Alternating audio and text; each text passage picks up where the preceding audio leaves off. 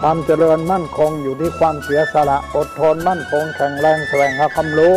ต่อสู้กับศักดิ์กำจัดสิ่งเสื่อมติดเสริมสร้างชีวิตพอมีพอเพียงพระบาทสมเด็จพระเจ้าอยู่หัวท่านรับสั่งให้ใช้ชีวิตพอมีพอเพียงเราก็อยู่กันได้เพราะฉะนั้นคนไทยต้องสมัครสมานสามัคคีหันหน้าเข้าหากันปรึกษาหากันรักกันฉันพี่น้องเราก็จะอยู่ได้เพราะเวลานี้ยุคโลกาภิวัตน์มันจะมีการเปลี่ยนแปลงทางขนบธรรมเนียมจริยประเพณีบางสิ่งบางอย่างก็ขอให้นึกถึงบรรพบุรุษของชาติว่าบรรพบุรุษปู่ย่าตายายเราได้สั่งสมอบรมลูกหลานของคนไทยทุกคนให้ตั้งอยู่ความสามัคคีมีความสมัครสมานกลมเกลียว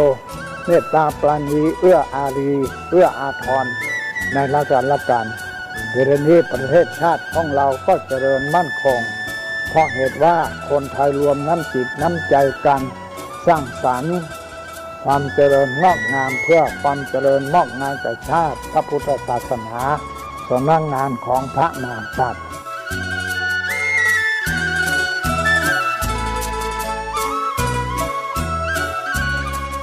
ธรรมะข้อคิดจากพระเดชพระคุณท่านเจ้าคุณพระเทพวิสุทธิคุณด้วยความปรารถนาดีจากสถานีวิทยุพระพุทธศาสนาคลื่นธรรมะเพื่อประชาชน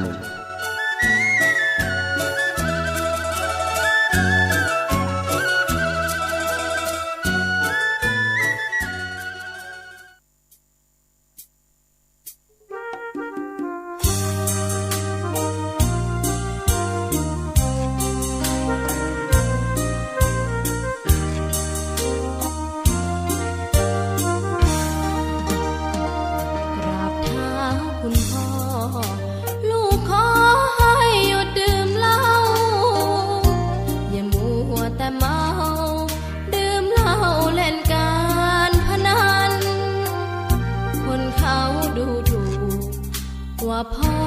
ขี้เกียจทำงานชาวบ้านรังเกียจเดียดฉันต่างประจานคุณพ่อสิ้นดีสงสารคุณแม่ลำบากแท้หาเงินมาให้ได้มาเท่าใดพ่อใช้จนหมดไม่มีขัดสนจนยากลำบากคนแค้นเต็มทีอนาคตของลูกริบหรี่ความหวังที่มีมืดมนพ่อดื่มสุราเหมือนกินน้ำตาของแม่พ่อจะฐานะเราแย่หากไม่แก้ความจนแม่เตือนพ่อด่าตบตีแม่ชอกช้ำระกำมองมนซ้ำถูกคนเขานินทากราบเท้าคุณพ่อลูกขอให้หยุดดื่มเหล้าหากมัวแต่เมาคนเขา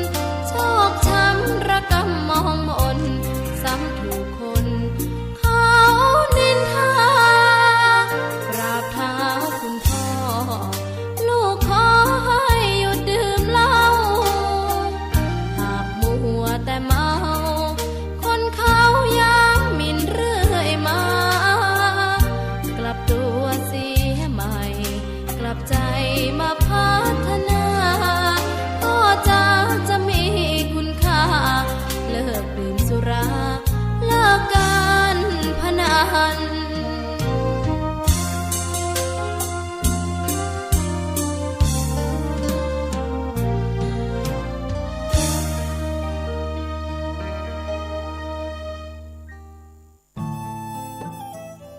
ท่านกำลังติดตามรับฟังสถานีวิทยุกระจายเสียงพระพุทธศาสนาแห่งชาติและสังคมคลื่นเพื่อการศึกษาพระพุทธศาสนาและวัฒนธรรมระบบ FM 104.5 เมกะเฮิรตซ์รายการต่อไปเป็นรายการคดีโลกคดีธรรม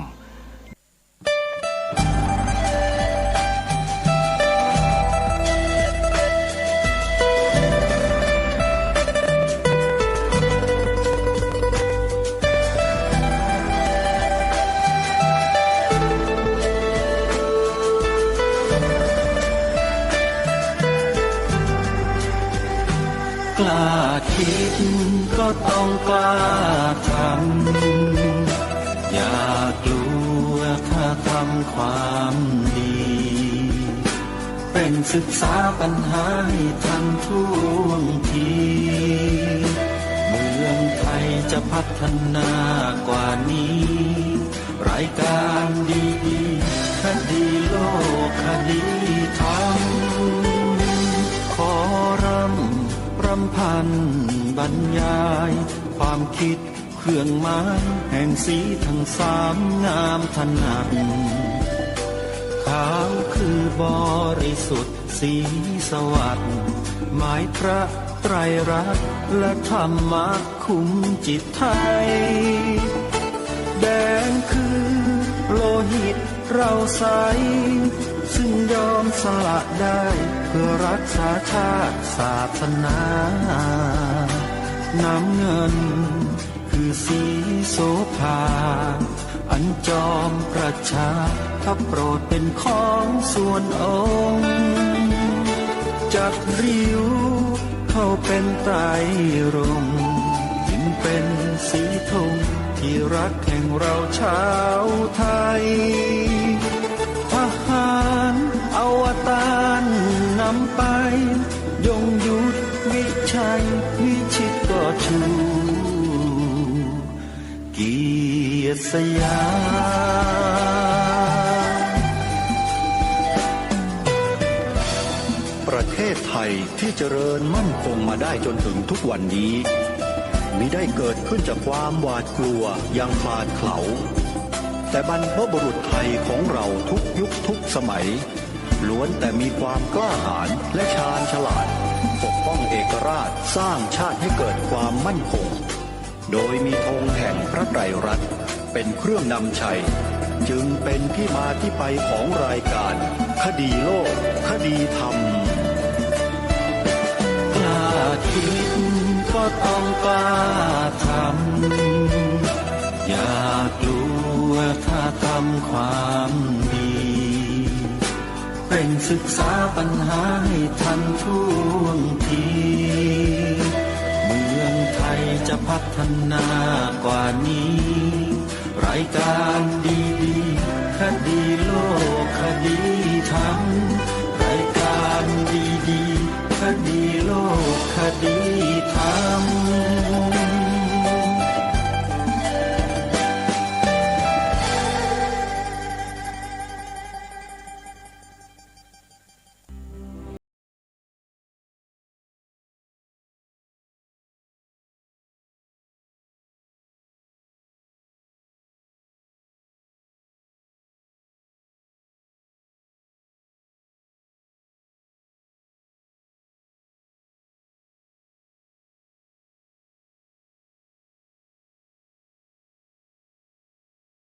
รบพระมหาเถระพระเถรานุเถระ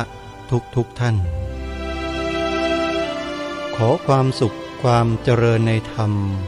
จงบังเกิดมีแด่ท่านสาธุชน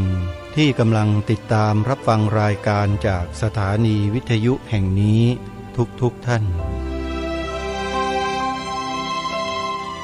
ขอนำท่านผู้ฟังเข้าสู่รายการคดีโลก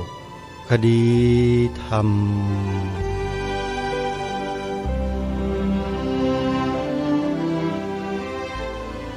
พบกันวันนี้ วันขึ้น5 ค่ำเดือน 9วันนี้ตรงกับวันอังคารที่2 สิงหาคมพระพุทธศักราช2565รายการคดีโลกคดีธรรมมาพบกับท่านผู้ฟังเป็นปกติทุกวันจันทร์ถึงวันศุกร์และวันเสาร์อาทิตย์ทางสถานีวิทยุแห่งนี้ท่านสามารถดาวน์โหลดแอปพลิเคชันวิทยุพุทธศาสนาทั่วไทยเพื่อติดตามรับฟังรายการนี้ได้เป็นประจำทุกวันแอปพลิเคชันนี้มีสถานีวิทยุพระพุทธศาสนาแห่งชาติสถานีต่างๆรวมอยู่ภายในแอปพลิเคชันนี้ถึง39 สถานีท่านที่ดาวน์โหลดแอปพลิเคชันนี้ไว้ในโทรศัพท์มือถือแล้วเท่ากับว่าท่านมีสถานีวิทยุพระพุทธศาสนาอยู่ในมือของท่าน39 สถานีเปิดธรรมะออกอากาศทุกสถานีหลายสถานีออกอากาศ24 ชั่วโมงท่านสาธุชนสามารถที่จะเปิดรับฟังได้ทุกที่และทุกเวลานี่คือเทคโนโลยีสมัยใหม่ที่โลกมอบให้แก่พวกเราในยุคนี้ถ้าเรารู้จักนำมาใช้ให้เป็นประโยชน์ก็จะเกิดขึ้นกับเราแต่ถ้าเรานำไปใช้ในทางที่ไม่เป็นประโยชน์มันก็จะเป็นโทษกับชีวิตของเราซึ่งเนื้อหาที่มีโทษต่อชีวิตมนุษย์ของเรานั้นมีอยู่เป็นจำนวนมากมายมหาศาลในโลกโซเชียลเน็ตเวิร์กถ้าเราไม่รู้จักเลือกที่จะสดับรับฟังเก็บเกี่ยวสิ่งที่ดีๆความรู้ที่เป็นสาระเป็นประโยชน์ให้กับชีวิตเราก็จะได้แต่ขยะของชีวิตเต็มไปหมดเลยอันนี้ไม่ได้กล่าวหาใครนะโยมพูดตามหลักการและเหตุผลหลักการและเหตุผลของอะไรของหลักธรรมคำสอนที่พระสัมมาสัมพุทธเจ้าตรัสสอนไว้เหตุปัจจัยบางอย่างหรือหลายๆอย่างที่เราได้เสพได้บริโภคเข้าไปทางตาหูจมูกลิ้นกายใจของเราแล้วเหตุปัจจัยเหล่านั้นบางครั้งก็เป็นประโยชน์บางครั้งก็เป็นโทษที่มันเป็นทั้งประโยชน์และเป็นโทษไปด้วยกันนี้ไม่ใช่เพราะเหตุปัจจัยภายนอกอย่างเดียวแต่มันขึ้นอยู่กับโยนิโสมนสิการของเราด้วยว่าเรามีพร้อมหรือไม่ที่จะกลั่นกรองสิ่งที่เข้ามาทางตาหูจมูกลิ้นกายใจของเราให้แปรสภาพเป็นสิ่งที่มีประโยชน์ต่อจิตใจต่อร่างกายของเราถ้าเรามีโยนิโสมนสิการที่ถูกต้องเราจะใช้ตาหูจมูกลิ้นกายใจไปเสพบริโภคสิ่งใดก็ตามสิ่งเหล่านั้นจะถูกแปลงสภาพกลายเป็นกุศลเกือบทั้งหมดเรียกว่าทั้งหมดเลยก็ว่าได้ถ้าโยนิโสมนสิการแท้เนี่ยไม่มีอะไรที่จะออกมาแล้วผลนั้นจะเป็นอกุศลไม่มีเพราะตัวโยนิโสมนสิการนี่คือตัวกลั่นกรองที่ดีที่สุดมีประสิทธิภาพสูงสุดในการกลั่นกรองรูปเสียงกลิ่นรสสัมผัสที่เรียกว่าอารมณ์ทั้งหลายทั้งปวงที่อยู่ภายนอกให้กลายเป็นสิ่งที่มีประโยชน์มีคุณค่าเป็นอาหารของปัญญาของเราตลอดเวลาเลยเพราะฉะนั้นเหตุปัจจัยสำคัญคือตัวโยนิโสมนสิการซึ่งทางรายการก็ได้นำ ธรรมบรรยายของท่านเจ้าคุณพระราชปัญญาวชิรบัณฑิตหรือท่านพระอาจารย์มหาประนอมธรรมลังกาโรเจ้าอาวาสวัดจากแดงเปิดให้สาธุชนได้ฟังไปเมื่อช่วงต้นพรรษาปีนี้คือเมื่อวันอาสาฬหบูชาวันเข้าพรรษาและหลังจากนั้นต่อเนื่องจนกระทั่งจบใครที่ได้ฟังไปแล้ว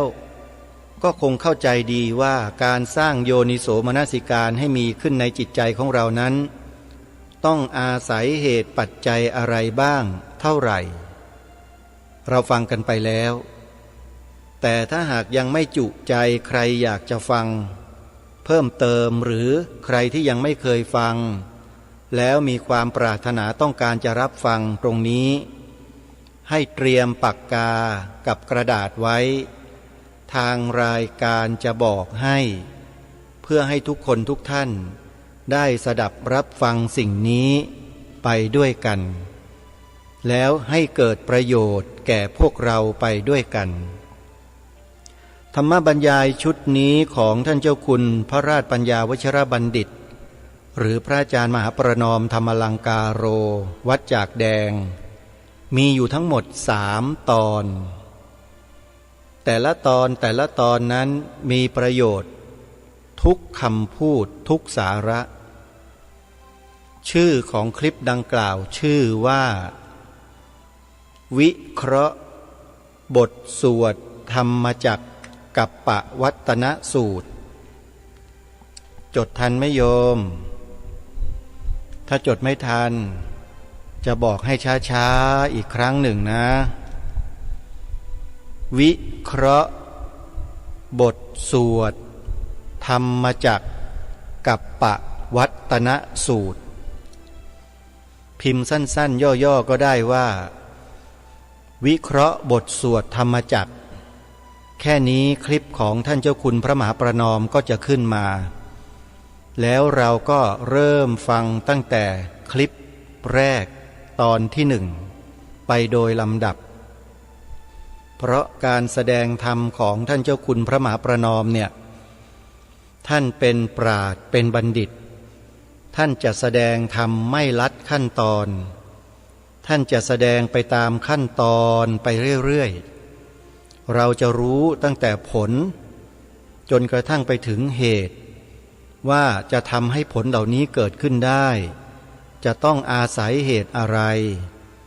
แล้วคนอย่างพวกเราท่านทั้งหลายเนี่ยสร้างเหตุได้หรือไม่คำตอบที่ท่านเจ้าคุณตอบก็คือสร้างได้ไม่มีใครสร้างไม่ได้โยมอย่างพวกเราท่านทั้งหลายอาตมาภาพเป็นต้นแต่ก่อนแต่ไรเกิดมาในโลกใบนี้ก็ไม่รู้จักหรอกว่าศาสนาพุทธนั้นสอนอะไรไม่เคยรู้กันเลยแต่ค่อยๆมารู้มาเข้าใจเรื่อยๆโดยลำดับขึ้นมาเรื่อยๆเนี่ยก็เพราะเราได้สดับได้อ่านได้ฟังได้ดูแล้วก็ค่อยๆรู้มาเรื่อยๆจนกระทั่งได้เข้ามาสู่วงในคือได้อุปสมบทได้เรียนได้เขียนได้อ่านได้ท่องบนได้สาธยายและได้ปฏิบัติเจริญสติปัฏฐาน4จึงรู้จักสิ่งนี้มาเรื่อย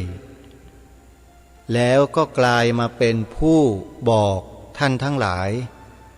ให้ดำเนินรอยตามพระพุทธบาทขององค์สมเด็จพระสัมมาสัมพุทธเจ้าด้วยการฟังง่ายที่สุดเลยการศึกษาธรรมะของพระพุทธเจ้าของเราง่ายที่สุดคือการได้ฟังธรรมะจากครูบาอาจารย์ผู้ทรงความรู้ทั้งหลายของเราพระอาจารย์มหาประนอมธรรมลังกาโรหรือเจ้าคุณพระราชปัญญาวชิรบัณฑิตวัดจากแดงก็ดีท่านพระอาจารย์มหาสมปองมุทิโตวัดวิหารธรรมตำบลโสมเยี่ยมอำเภอน้ำโสมจังหวัดอุดรธานีก็ดีพระอาจารย์สมภพโชติปัญโย วัดไตรสิกขาทลามลตารามก็ดี หลวงพ่อพุทธานิโยก็ดี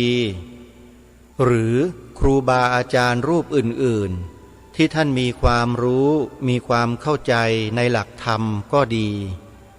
ถ้าเราได้ยินได้ฟังท่านเหล่านี้บ่อยๆฟังต่อเนื่องเราก็จะได้รับความรู้จากท่าน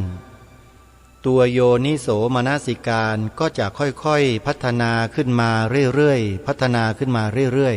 ๆเมื่อเรามีโยนิโสมนสิการอยู่ในจิตใจในชีวิตของเราแล้วเนี่ยให้ใครจะเปิดอะไรจะส่งอะไรให้เราดูก็ตามสิ่งเหล่านั้นไม่สามารถจะมาทำลายสภาพจิตใจของเราได้เลยเพราะมีโยนิโสมนสิการคอยกลั่นกรองสิ่งเหล่านั้นอยู่เสมอตัวอกุศลจะไม่เกิดนี่แหละคือคุณประโยชน์ของโยนิโสมนสิการปรโตโคสะก็เป็นเหตุปัจจัยหนึ่งที่จะทำให้ตัวสัมมาทิฏฐิเกิดขึ้นเมื่อสัมมาทิฏฐิเกิดขึ้นแล้วสัมมาทิฏฐินั้นก็จะไปพัฒนาตัวปัญญาในการฆ่ากิเลสให้เกิดขึ้นโดยลำดับเช่นกันนี่คือกระบวนการของการพัฒนาจิตของคนเราอาตมาภาพสมัยที่เป็นเด็กๆเป็นเด็กวัดเคยติดตามพระเดชพระคุณหลวงพ่อพระธรรมโกษาจารย์หัวหน้าพระธรรมทูตสายที่หนึ่งที่กำลังนำเสนอผลงานของท่านอยู่เนี้ยตามท่านไปที่จิตตภาวันวิทยาลัยของท่านพระอาจารย์กิตติวุฒโธภิกขุที่บางละมุงจังหวัดชลบุรีครั้งหนึ่งจำได้ว่าสมัยนั้นเนี่ยหลวงพ่อท่านไปดูโรงสีข้าวของจิตตภาวันวิทยาลัยนั่งรถไปจอดก็เห็นเลยหน้าโรงสีเขากำลังขนข้าวเปลือกกำลังทำอะไรต่อมิอะไรอยู่ตรงนั้นแล้วเราก็รออยู่หลวงพ่อก็เข้าไปติดต่อธุระอันใดเราก็ไม่ได้ทราบแต่เชื่อว่าการทำงานพระธรรมทูตของพระเดชพระคุณหลวงพ่อนั้นได้เชื่อมประสานเป็นเนื้อเดียวกันกับจิตตภาวันวิทยาลัยมาโดยตลอดเพราะจิตตภาวันวิทยาลัยนั้นเป็นแหล่งบ่มเพาะพระภิกษุนักพัฒนาการทางจิตออกไปเผยแผ่คำสอนของพระพุทธเจ้าโดยเฉพาะพระเดชพระคุณหลวงพ่อท่านทราบเป็นอย่างดีว่าการจะลงหลักปักฐานพระพุทธศาสนาไว้ตามที่ต่างๆของเมืองไทยนั้นจำเป็นจะต้องมีพระสงฆ์ผู้กล้ามีพระสงฆ์ผู้มีความสามารถนำหลักธรรมคำสอนในทางพระพุทธศาสนาไปใส่ไว้ในจิตใจของผู้คนไปร่วมทำงานท่านจึงได้ประสานพระที่จิตตภาวันวิทยาลัยนี่แหละไปเป็นพระธรรมทูตส่วนใหญ่แล้วก็ได้ผลจริงๆพระพุทธศาสนาได้ลงหลักปักฐานเหนียวแน่นอยู่บนผืนแผ่นดินไทยเรามาโดยตลอดตั้งแต่นั้นเป็นต้นมาจนถึงบัดนี้และพระนักพัฒนาการทางจิตเหล่านั้นก็ยังมีชีวิตอยู่ในปัจจุบันนี้จำนวนมากหลายรูปเลยอาตมาภาพในฐานะที่เกิดทันในยุคนั้นแล้วก็ได้ยินได้ฟังชื่อเสียงของจิตตภาวันวิทยาลัยตลอดมาและชีวิตของตนเองก็อยู่ในสำนักที่เกี่ยวพันกับสำนักจิตตภาวันวิทยาลัยอยู่ด้วยก็เลยทราบเรื่องราวเหล่านี้ดีพอสมควรแล้วเมื่อได้รู้จักกับพระที่ท่านอบรมผ่านจิตตภาวันวิทยาลัยแล้วออกมาทำงานเผยแผ่พระพุทธศาสนาด้วยแล้วก็เลยทำให้หายสงสัยว่าพระพุทธศาสนาของเราที่เข้มแข็งมาถึงทุกวันนี้ได้เนี่ยก็เพราะเราได้พระสงฆ์นักพัฒนาการทางจิตเหล่านี้นี่แหละ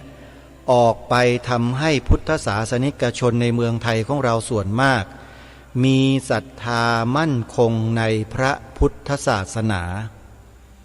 อันนี้เราต้องยอมรับความจริงในข้อนี้ด้วย และกำลังหลักสำคัญก็คือพระเดชพระคุณหลวงพ่อพระธรรมโกษาจารย์ในสมัยนั้นชอบอนุจารีมหาเถระท่านเป็นต้นกำลังสำคัญในการแผ่ขยายหลักธรรมคำสอนของพระพุทธเจ้าไปสู่มวลมหาประชาชนในยุคนั้นอย่างแข็งขันที่สุดนี่แหละคือที่มาที่ไปแห่งปัญญาสัมมาทิฏฐิตามที่กล่าวมาเมื่อสักครู่ทุกสิ่งทุกอย่างนั้นมันมีกระบวนการจัดการมันมีความเป็นมาและมีความเป็นไปทั้งนั้นท่านสาธุชนทั้งหลายถ้าเรามีความเข้าใจสิ่งเหล่านี้เรื่องเหล่านี้แล้วก็จะทำให้เรานั้นมีกำลังใจที่จะได้ช่วยกันทำรงรักษาไว้ซึ่งเหตุปัจจัยที่ทำให้เกิดปัญญาสัมมาทิฏฐิเหล่านี้ให้มากยิ่งขึ้นและหนึ่งในนั้นก็คืองานเผยแผ่พระพุทธศาสนานั่นเองเพราะฉะนั้นรายการคดีโลกคดีธรรมในฐานะที่เป็นส่วนหนึ่งของงานเผยแผ่พระพุทธศาสนาที่มีอยู่เป็นจำนวนมากมายมหาศาลในประเทศไทยของเรานั้นก็ขอยืนยันกับท่านทั้งหลายว่างานเผยแผ่พระศาสนานั้นเป็นงานที่มีเทคนิคมีวิธีการและเราต้องรู้ถึงข้อมูลหลักฐานในทางพระพุทธศาสนาที่เป็นหลักธรรมนั้นให้ชัดแจ้งเราจึงจะสามารถทำงานได้ประสบความสำเร็จได้นี่คือสิ่งที่เราท่านทั้งหลายสามารถมีส่วนร่วมสนับสนุนส่งเสริมให้งานพระศาสนาของเรานั้นรุดหน้าไปต่อไปได้จึงขอให้พวกเราได้ช่วยกันส่งเสริมครูบาอาจารย์ของเรานะโยมนะที่ท่านทำสถานีวิทยุเผยแผ่ธรรมะอยู่ในปัจจุบันนี้เนี่ยไม่ว่าจะเป็นวัดหนองกาย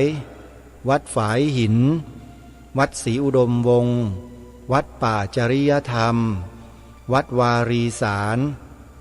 วัดศรีละทลารามวัดอารามมงคลวัดบ้านปลาคูนวัดป่าบ้านผือวัดสามชุกวัดธรรมปัญญารามบางม่วงวัดเกาะบกรัตนารามวัดเขาปรีดี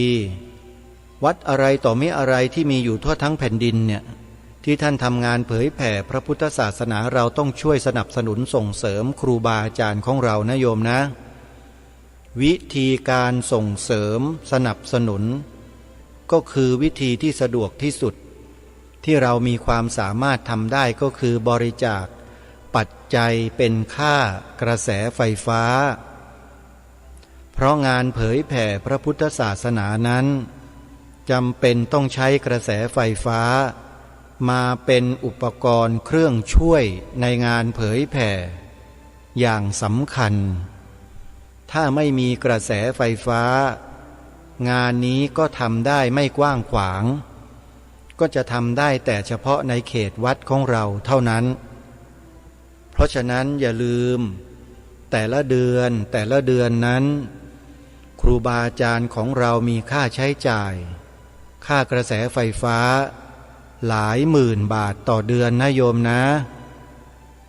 ช่วยกันนะโยมอาตมาภาพขอเป็นกำลังใจเป็นกระบอกเสียงให้กับครูบาอาจารย์ของเราทุกรูปรายการนี้ได้พึ่งใบบุญครูบาอาจารย์ของเราแต่ละสถานีให้ออกอากาศให้นี่ก็บุญนักหนาแล้วโยมท่านไม่ได้คิดมูลค่าใดๆเลยอาตมาภาพในฐานะ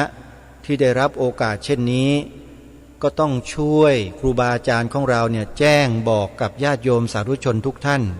ถึงกิจกรรมของแต่ละวัดแต่ละสถานที่นั้นด้วยโดยเฉพาะเรื่องกระแสไฟฟ้าเนี่ยเป็นหลัก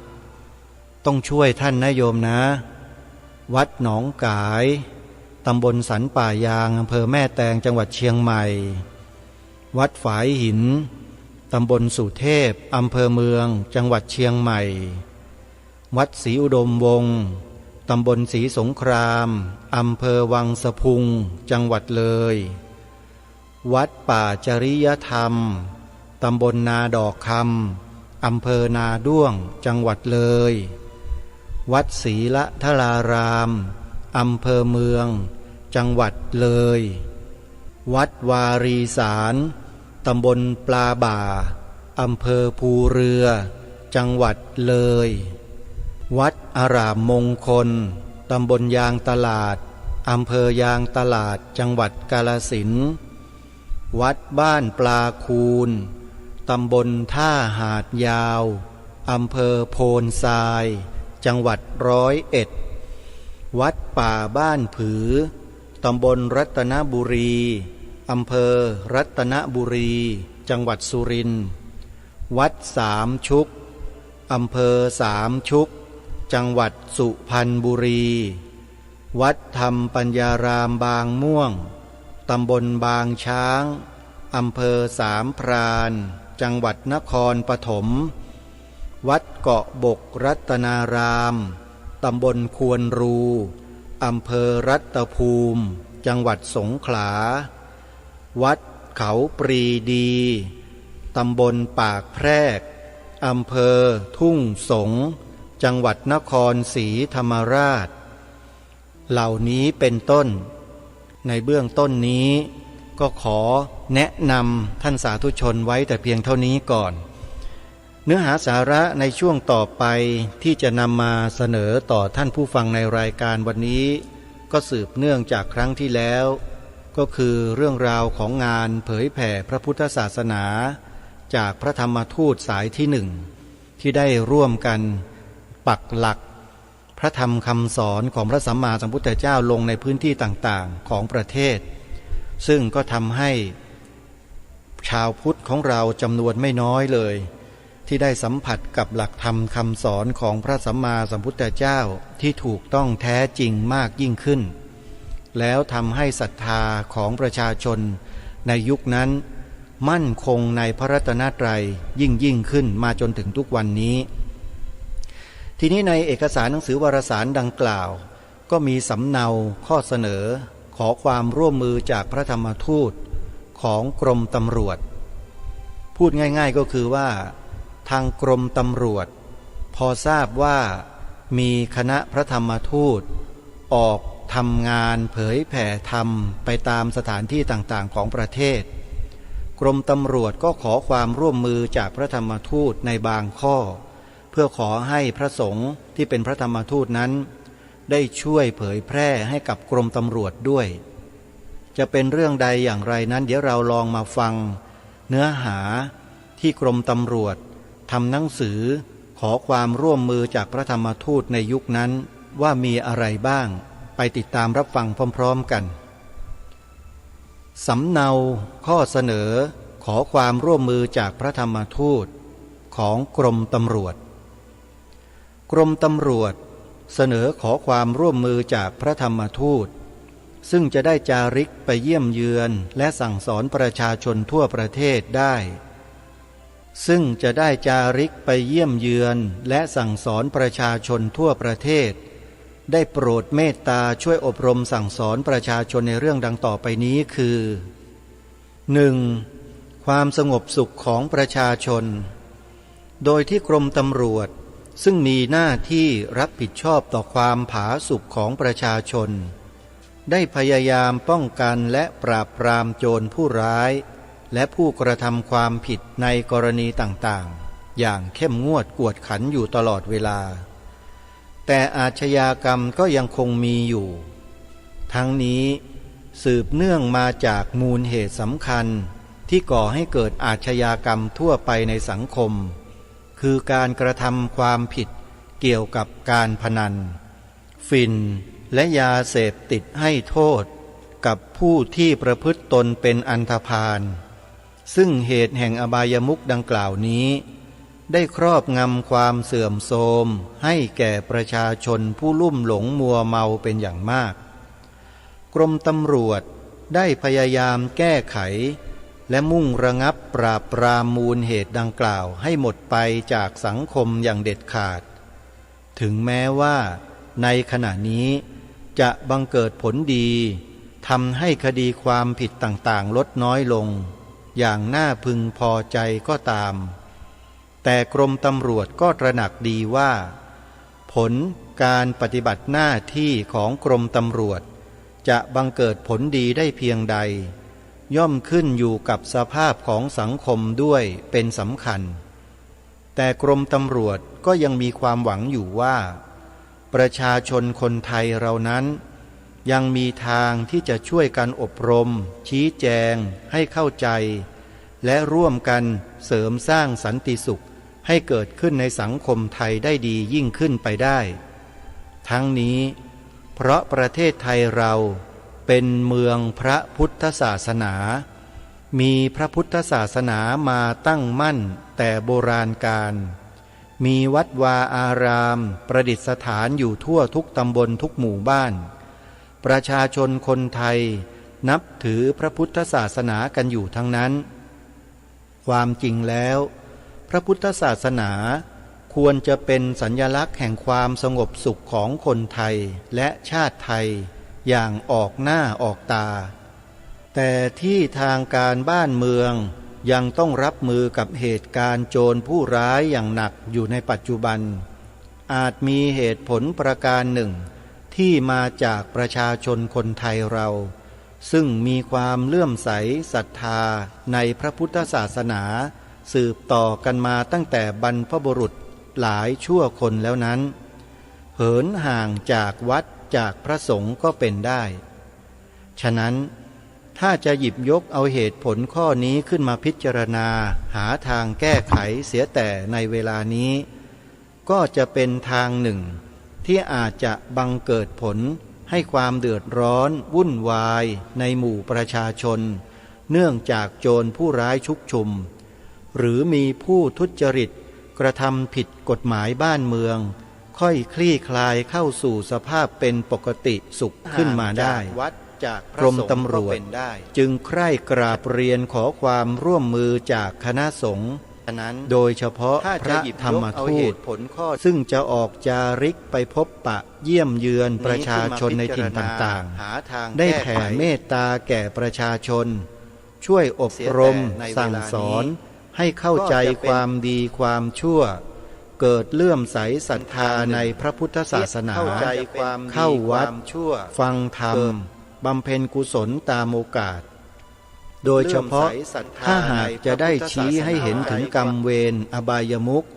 ซึ่งเป็นมูลเหตุให้เกิดอาชญากรรมและความชั่วร้ายทั้งหลายดังเรียนมาข้างต้นนี้อย่างแท้จริงแล้วกรมตำรวจหวังว่า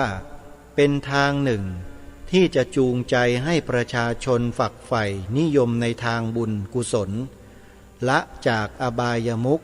และการทุจริตทั้งปวงอันจะทำให้บ้านเมืองบังเกิดความสุขร่มเย็นขึ้นได้ 2. เรื่องสร้างความสามัคคีในหมู่ประชาชนในปัจจุบันเป็นที่ทราบกันดีอยู่ทั่วไปแล้วว่าชาติบ้านเมืองของเราและประเทศเพื่อนบ้านกำลังเผชิญกับภัยคอมมิวนิสต์ฝ่ายคอมมิวนิสต์ได้พยายามแทรกซึมบ่อนทำลายความมั่นคงของชาติบ้านเมืองด้วยวิธีการต่างๆรวมทั้งได้ใช้กลอุบายหลอกลวงให้ประชาชนต้องหลงสำคัญผิดนับว่าลัทธิคอมมิวนิสต์เป็นภัยร้ายแรงต่อความมั่นคงของประเทศชาติและพระพุทธศาสนาเป็นอย่างยิ่งทางการบ้านเมืองโดยเฉพาะทางฝ่ายตำรวจได้ดำเนินการป้องกันและทำการปราบปรามกันอย่างกวดขันตลอดมาอย่างไรก็ตามคอมมิวนิสต์จะเป็นภัยร้ายต่อชาติบ้านเมืองของเราได้หรือไม่นั้นไม่ใช่อยู่ที่คอมมิวนิสต์โดยเฉพาะแต่อยู่ที่ประชาชนคนไทยเราเองกล่าวคือถ้าประชาชนของเราทุกคนมีความสามัคคีกันอย่างมั่นคงแล้วภัยจากคอมมิวนิสต์ก็ไม่อาจจะลุกลามไปได้มีแต่จะลดน้อยถอยลงแพ้กำลังแห่งความสามัคคีของประชาชนคนไทยไปเองด้วยเหตุนี้ความสามัคคีในหมู่ประชาชนคนไทยจึงควรถือว่าเป็นหลักชัยของคนไทยในการต่อต้านป้องกันภัยคอมมิวนิสต์ ซึ่งกำลังคุกคามชาติไทยและคนไทยอยู่ในเวลานี้กรมตำรวจจึงขอความร่วมมือจากพระธรรมทูตได้โปรดหาทางชี้แจงสั่งสอนให้ประชาชนมองเห็นคุณของความสามัคคีชักนำให้ประชาชนยึดมั่นอยู่ในความสามัคคีต่อกันให้ยึดเอาพระพุทธศาสนาอันเป็นเรือนใจของชาติเป็นศูนย์ของความสามัคคีร่วมจิตใจของประชาชนหากประชาชนร่วมกันยึดมั่นส่งเสริมและรักษาพระพุทธศาสนาอันเป็นสมบัติของชาติไว้ด้วยชีวิตจิตใจแล้วก็ย่อมจะเกิดเป็นความสามัคคีมีกำลังต่อต้านภัยคอมมิวนิสต์ซึ่งเป็นเสี้ยนหนามของชาติบ้านเมืองและพระพุทธศาสนาได้สมความปรารถนาสำเนานี้ท่านพระมหาวิรัติสิริปัญโยเป็นผู้ตรวจทานนะฮะแล้วก็คุณประทักษ์ขอบเขตเป็นผู้พิมพ์ท่านสาธุชนผู้ฟังทุกท่านฟังมาตรงนี้แล้วก็อยากจะวิเคราะห์แล้วก็เชิญชวนท่านผู้ฟังได้มาร่วมกันคิดในข้อนี้กันสักเล็กน้อยเถอะเห็นข้อมูลได้ยินได้ฟังข้อมูลจากกรมตำรวจที่ขอความร่วมมือจากพระสงฆ์พระธรรมทูตแล้วเนี่ยโยมทำให้เรามองเห็นอะไรชัดเจนมากโดยเฉพาะเรื่องของการทำงานในเชิงรุกที่พระสงฆ์นั้นทำได้ดีกว่าข้าราชการกรมตำรวจหรือแม้แต่กระทั่งทหารทำไมจึงกล้าพูดเช่นนี้ท่านผู้ฟังตำรวจกับทหารนั้นเขาใช้วิธีการปราบปรามอย่างเดียวแต่ไม่ได้ใช้วิธีการพูดคุยเจรจาหรือให้ความรู้แต่ถ้าเป็นพระธรรมทูตแล้ว 1. ปราศจากอาวุธโดยสิ้นเชิง 2. ปราศจากความอาฆาตพยาบาทปองร้ายโดยสิ้นเชิง 3. มีแต่จิตเมตตากรุณาที่หวังจะให้ประชาชนคนไทยนั้นได้เข้าใจเข้าถึงหลักธรรมคำสอนของพระพุทธศาสนาอยู่เป็นพื้นแล้วการที่กรมตำรวจมาย้ำขอให้พระธรรมทูต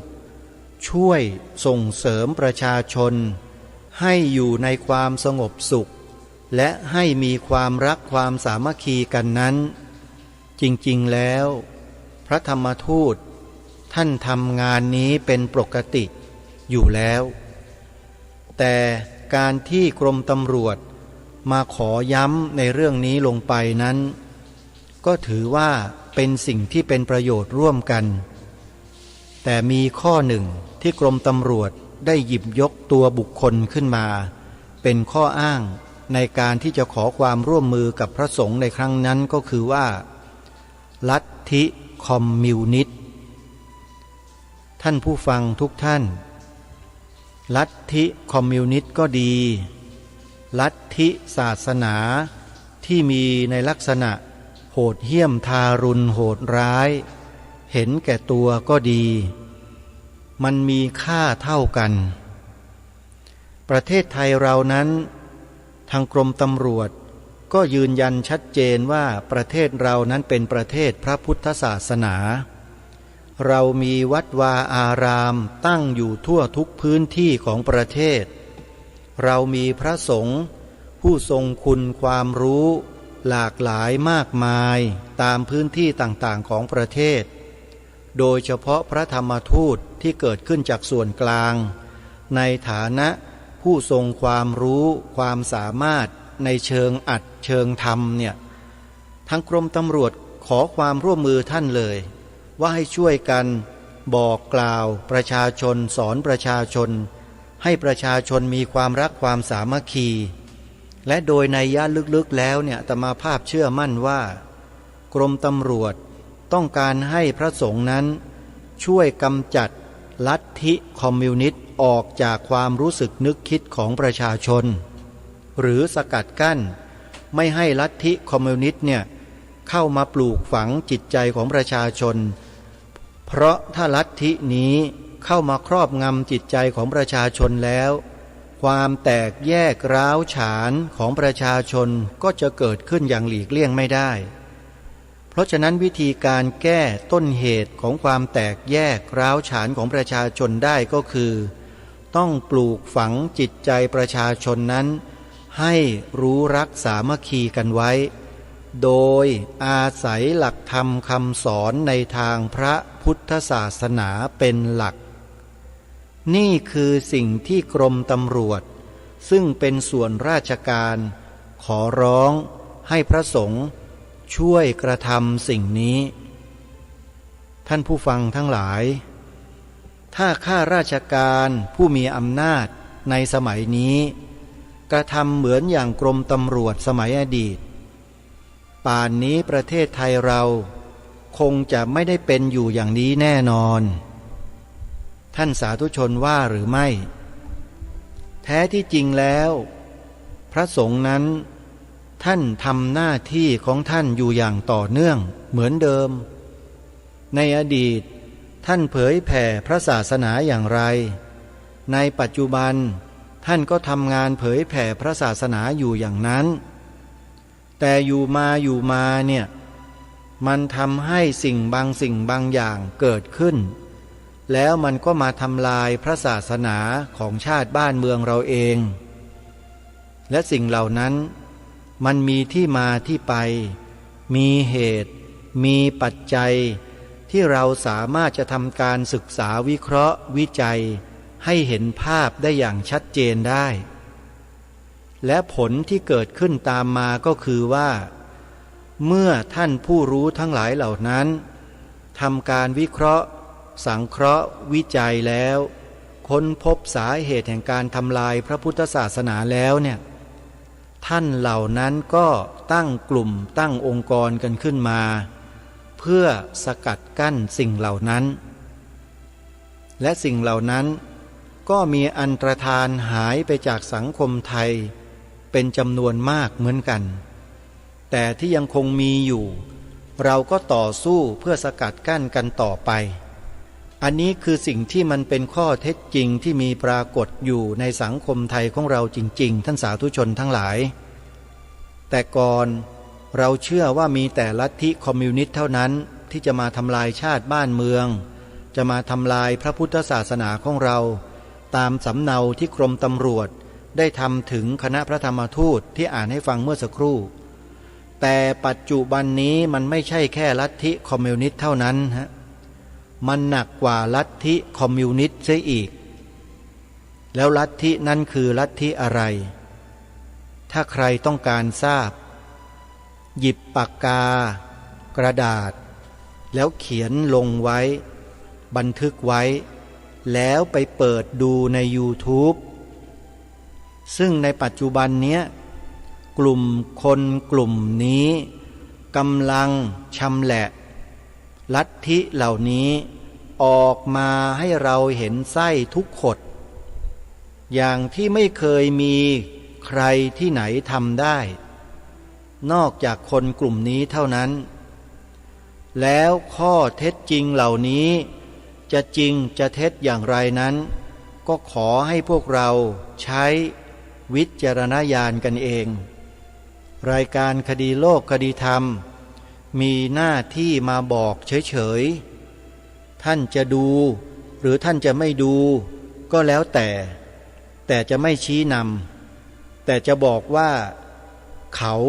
ทำหน้าที่กันอยู่เช่นนั้นจริงๆใครสนใจจะเข้าไปดูนะว่าลัทธิบ่อนทำลายล้างพระพุทธศาสนาและประเทศไทยของเราที่เขากล่าวอ้างกันนั้นคืออะไรให้ท่านเขียนตัวอักษรพยัญชนะไทย4 ตัวแล้วไปพิมพ์ลงใน YouTube แล้วไปเปิดดูทันทีดูแล้วต้องดูให้จบฟังให้จบดูให้ต่อเนื่องดูให้หมดยิ่งดีแล้วท่านจะเข้าใจเองรายการนี้ไม่ชี้นำอะไรทั้งสิ้นเพราะได้ดูได้เห็นได้ฟังมา จึงมาบอกต่อให้แก่พวกเราได้ช่วยกัน เหมือนกับที่กรมตำรวจขอร้องให้พระธรรมทูตช่วยสอนประชาชนให้มีความสงบสุขให้อยู่ในความรักความสามัคคีกันโดยนำหลักธรรมคำสอนในทางพระพุทธศาสนาไปเผยแผ่ไปบอกประชาชนให้มากที่สุดกว้างขวางที่สุดเพื่อความสงบร่มเย็นของบ้านเมืองฉันใดในยุคปัจจุบันก็ฉันนั้นมันมีขบวนการคล้ายๆกับลัทธิคอมมิวนิสต์สมัยอดีตแต่มันรุนแรงกว่าลัทธิคอมมิวนิสต์หลายเท่าที่มีคนเข้ามาเปิดเผยให้เราทราบถ้าเราไม่ไปดูเราก็ไม่รู้หรอกฮะเพราะฉะนั้นพร้อมไหมที่จะจดพยัญชนะ4ตัวแล้วไปเปิดดูกันพยัญชนะ4ตัวนั้นคือออ่างปอปลาพอพานสอเสืออปอพอสอเท่านี้แหละเราก็ไปดูกันนะอาตมาภาพจะไม่บอกว่าเนื้อหาเป็นอย่างไรหมายถึงอะไรกล่าวถึงใครไม่พูดแต่จะให้ทุกท่านใช้วิจารณญาณเพื่อไปศึกษาเรียนรู้ไปดูกันเองเพราะกลุ่มคนกลุ่มนี้เขาอ้างว่าเขามีข้อมูลที่เป็นข้อเท็จจริงเกี่ยวกับเรื่องที่เขานำมาเปิดเผยแล้วก็ยืนยันว่าสามารถพิสูจน์ได้มีพยานมีหลักฐานเพราะถ้าหากเรื่องเหล่านี้ไม่มีข้อมูลไม่มีข้อเท็จจริงและมีพยานหลักฐานแล้วคนเหล่านี้จะไม่กล้าออกมาเปิดโปงเพราะเขาจะต้องถูกดำเนินคดีโดยส่วนเดียวแต่ตลอด3 ปีมาแล้วเขาก็ยังไม่ถูกดำเนินคดีโดยการถูกสั่งขังจำคุกเลยท่านสาธุชนทั้งหลายนั่นหมายความว่าอะไรหมายความว่าข้อมูลที่เขานำมาเผยแพร่นั้นน่าจะมีส่วนที่เป็นข้อเท็จจริงใครสนใจไปฟังกันได้นะโยมนะนี่คือเนื้อหาสาระของรายการประจำวันนี้เราก็ได้ทราบแล้วว่าพระธรรมทูตที่ออกปฏิบัติการในสมัยนั้นก็ได้รับความสนใจจากส่วนราชการและส่วนราชการนั้นก็ได้ทำหนังสือขอความร่วมมือท่านเพื่อให้ท่านช่วยอีกแรงหนึ่งในการปลูกฝังสิ่งที่ดีงามให้แก่ประชาชนโดยทางส่วนราชการดังกล่าวคือกรมตำรวจอ้างว่าเพราะประเทศไทยนั้นมีพระพุทธศาสนาเป็นหลักมีวัดวาอารามอยู่มากมายคนไทยนับถือพระพุทธศาสนากันส่วนมากและพระพุทธศาสนานั้นก็เป็นศาสนาหลักของประเทศชาติบ้านเมืองเพราะฉะนั้นเมื่อพระพุทธศาสนาเป็นหลักสำคัญของประเทศเป็นสถาบันหลักของชาติบ้านเมืองพระสงฆ์นอกจากท่านทำหน้าที่เป็นปกติแล้วเมื่อได้รับความขอร้องจากส่วนราชการดังกล่าวนี้พระสงฆ์ก็ต้องเร่งทำหน้าที่ให้หนักยิ่งขึ้นและหัวหน้าพระธรรมทูตสายที่ 1คือพระเดชพระคุณหลวงพ่อพระธรรมโกษาจารย์ชอบอนุจารีมหาเถรราชบัณฑิตสมัยนั้นท่านก็เร่งสปีดในการทำงาน